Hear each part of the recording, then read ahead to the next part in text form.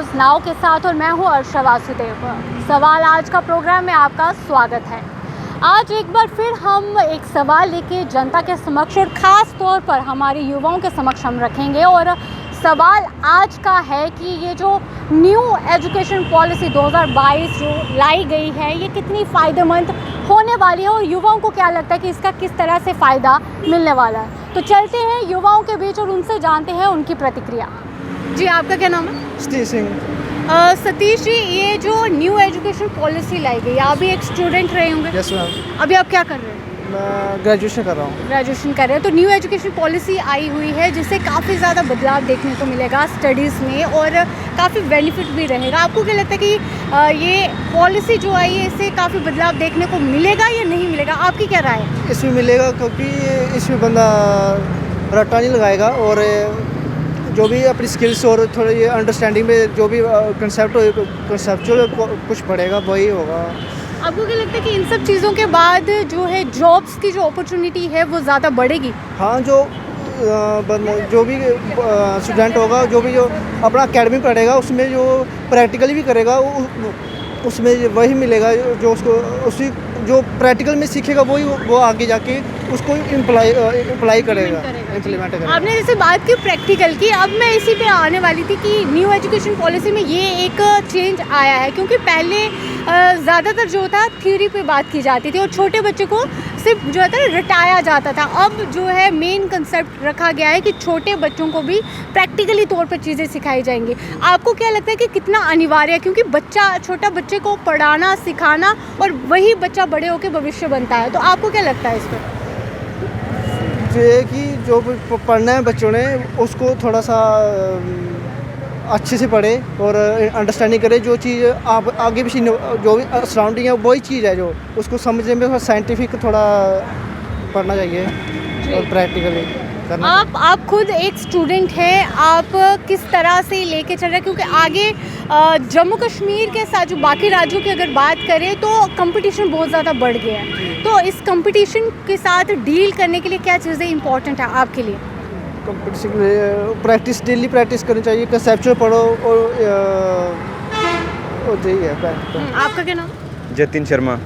आपको क्या लगता है ये जो न्यू एजुकेशन पॉलिसी जो आई है 2022 की, क्या बदलाव देखने को मिलेगा? Ma'am, according to new education policy में मैम बच्चों को प्रैक्टिकल नॉलेज दी जाएगी और थ्योरेटिकल नॉलेज मैम थोड़ी अकॉर्डिंगली सब्जेक्ट के दी जाएगी और प्रैक्टिकल नॉलेज से बच्चों को बहुत कुछ सीखने को मिलता है। जी, आपको क्या लगता है कि क्या चीज़ इम्पॉर्टेंट रहती है आज के टाइम पे स्टडीज़ की? क्योंकि कंपटीशन बहुत ज़्यादा है, तो सिर्फ अगर सब्जेक्टिव वे को पढ़ते रहे तो उससे इतनी चीज़ें बंदा सीख नहीं पाता। आपको क्या लगता है क्या चीज़ इम्पॉर्टेंट है आज के टाइम पे एजुकेशन के तौर पर? Ma'am, theoretical plus practical knowledge is very important. जी, क्या मैसेज देंगे युवाओं को? मैम कि वो थ्योरी के साथ साथ प्रैक्टिकल नॉलेज का भी होना बहुत ज़रूरी है, तो प्रैक्टिकल नॉलेज की तरफ ज़्यादा फोकस करें।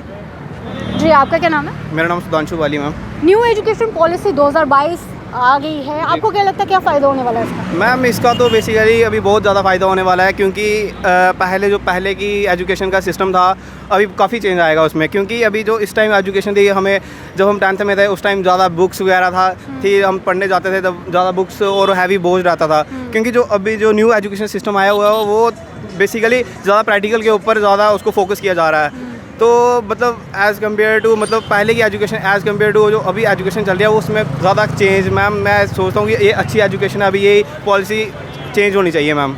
आपने कहा कि पॉलिसी चेंज होनी चाहिए और कहीं ना एक सबसे बड़ी इंपॉर्टेंट चीज़ थी क्योंकि आज की एजुकेशन की बात करें, पहले बच्चों को थ्योरी पे ज़्यादा फोकस करवाया जाता था, बट कंपटीशन बहुत ज़्यादा हो गया, अनएम्प्लॉयमेंट रेट बढ़ गया। आपको लगता है इससे अनएम्प्लॉयमेंट रेट का आंकड़ा गिरेगा?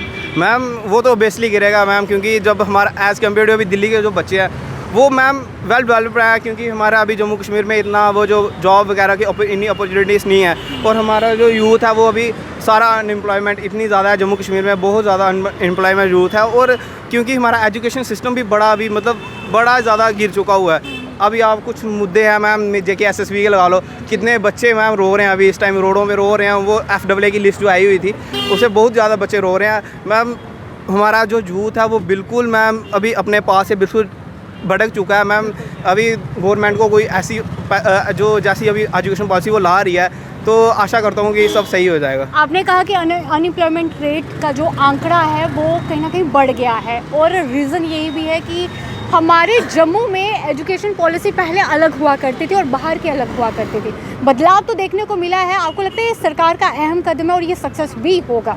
मैम वो तो ऑब्वियसली सक्सेस होना ही चाहिए और होगा भी, और मैं ये चाहता हूँ कि जो बाहर का एजुकेशन सिस्टम है वो जम्मू कश्मीर में लागू होना चाहिए।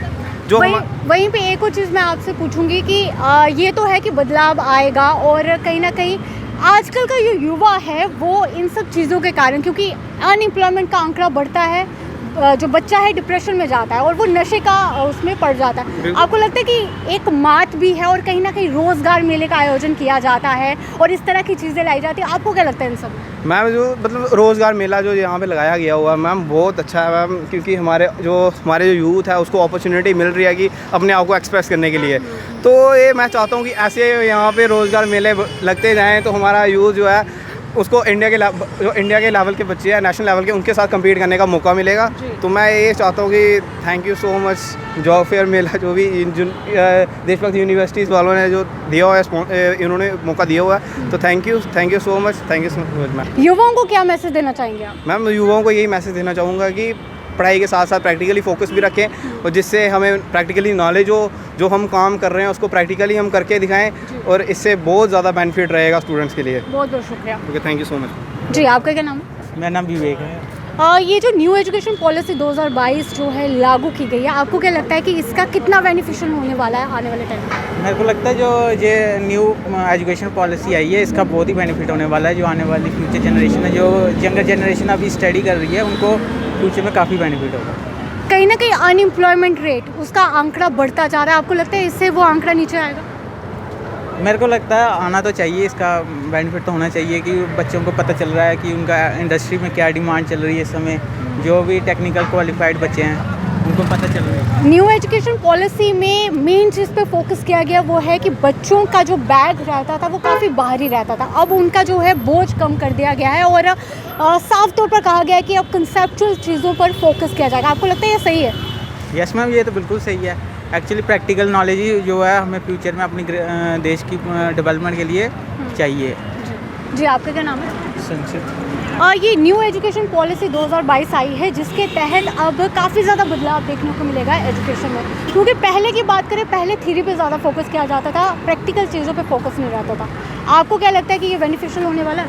आई थिंक ये बेनिफिशियल होने वाला है, बिकॉज पहले जो होता था वो सारे कॉन्सेप्ट थ्योरेटिकल होते थे, बट अब जो कॉन्सेप्ट्स होंगे वो प्रैक्टिकल ज़्यादा बेसिस पर आपको देखा जाएगा। अगर आपकी कोई कंप्यूटर रिलेटेड जॉब है तो अगर हम उसमें सिर्फ थ्योरी पर ही फोकस करेंगे, तो जब जैसे कि यहाँ पर जैसे जॉब फेयर है, अगर इन एप्लीकेशंस में हम आएंगे तो हमें कोई भी जॉब थ्योरेटिकल बेसिस पर कोई नहीं आपको आजकल जॉब देने वाला। तो I think this concept is very best for that. कहीं ना कहीं कंपटीशन काफ़ी रहता था, क्योंकि हमारे जम्मू कश्मीर की बात करें और बाहर के राज्यों की बात करें तो कंपटीशन हाई लेवल का रहता था, ये उसको कम्पीट कर पाएगा? बिल्कुल, ऑब्वियसली, क्योंकि हमारे यहाँ के लोगों को सिर्फ थ्योरेटिकल नॉलेज होती थी, कॉन्सेप्चुअल नॉलेज नहीं होती थी। जब वो चंडीगढ़ वगैरह कहीं पर भी जॉब लेने जाते थे तो उनको यही प्रॉब्लम आती थी कि वो कंप्यूटर बिल्कुल भी इजीली रन नहीं कर पाते थे, या फिर उनको कम्युनिकेशन बैरियर आता था। तो उस वजह से ये लॉ जो है वो बहुत अनएम्प्लॉयमेंट रेट का आंकड़ा बढ़ते जा रहा है, ये तो सब लोग जानते हैं, और कहीं ना कहीं ये न्यू एजुकेशन पॉलिसी भी एक अहम कदम है कि इन आंकड़ों को नीचे लाया जाए। और जब अनएम्प्लॉयमेंट के आंकड़े बढ़ते हैं तो ऑटोमेटिकली जो बच्चा है वो नशे की तरफ बढ़ता है। आपको लगता है कि ये एक मात है? जी बिल्कुल, क्योंकि इससे अगर आप मतलब मोर टुवर्ड्स एजुकेशन एक स्टेप है, जिसकी वजह से जो है वो ज़्यादा लोग अनएम्प्लॉयड नहीं रहेंगे, ज़्यादा लोग एम्प्लॉयड होंगे, तो उसकी वजह से हर एक चीज़ तो कम होगी। क्या मैसेज दोगे युवाओं को? यही कि थ्योरेटिकल नॉलेज के पीछे ना भागे, कंसेप्चुअल नॉलेज के पीछे भागे, क्योंकि बिकॉज आज के टाइम में आपको कोई भी थ्योरेटिकल नॉलेज के बेसिस पर कोई भी जॉब नहीं देने वाला।